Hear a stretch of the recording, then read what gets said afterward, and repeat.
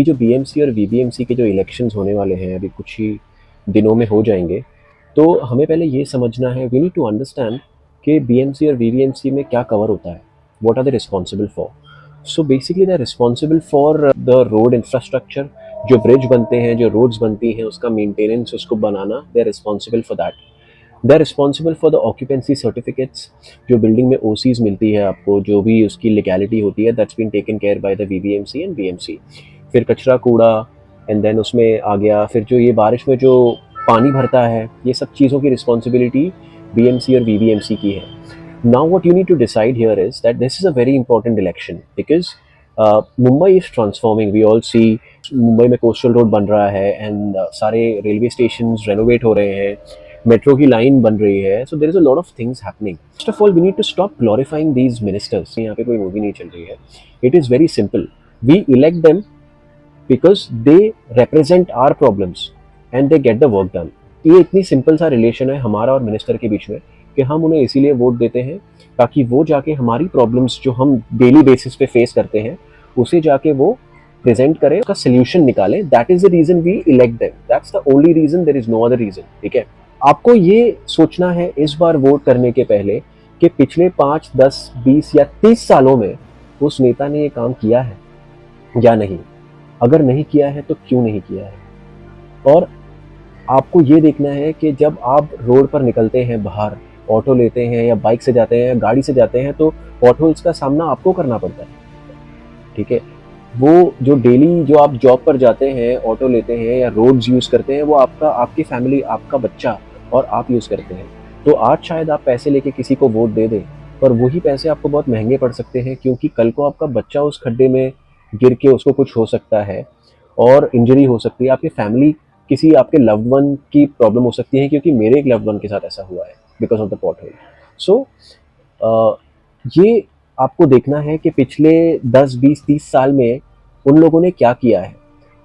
तो you have to keep all that in mind and this time you will have to vote for a change. कौन सी जगह पे पानी आ रहा है, मतलब पानी जैसी बेसिक फैसिलिटीज़ भी अगर आपको अवेलेबल नहीं हो रही है ना, तो फिर किस काम के हैं ये ministers, what are they doing.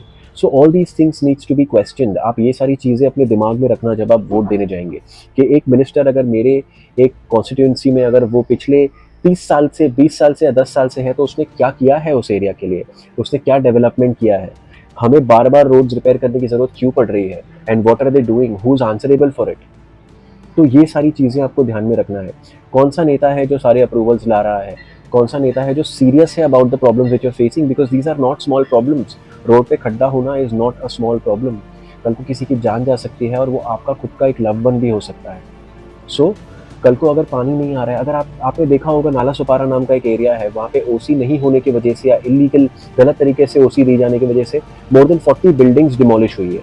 उसका रिस्पॉन्सिबल कौन है, कभी सोचा है आपने?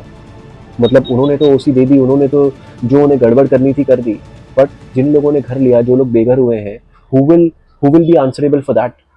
सो you need to take all these things into consideration.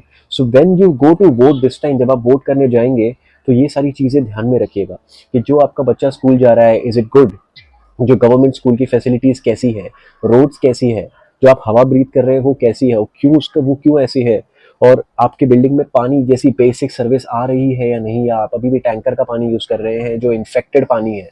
So you need to think about all these things. ये सब बहुत बेसिक चीज़ें हैं। और नेताओं को ग्लोरीफाई करना बंद करो। वो अपने रोल्स रॉयसेस में खुश हैं, वो अपने मैंशंस में रहते हैं, उन्हें आपकी तरह ट्रेन में लटक के जाना नहीं पड़ता है, वो आपको जाना पड़ता है। उनको ऑटो नहीं लेना पड़ता है, आपको चिंता करनी है। तो स्टॉप ग्लोरीफाइंग देम, इनको हीरो बनाना बंद करो। दे आर रिप्रेजेंटेटिव, वो लोगों को रिप्रेजेंट करते हैं आगे जाके, ताकि हमारा काम हो सके। अगर वो यही नहीं कर पा रहे हैं तो वो किस काम के हैं? क्या करोगे उसको ग्लोरीफाई करके, आपके परिवार को रिस्क पे डाल के?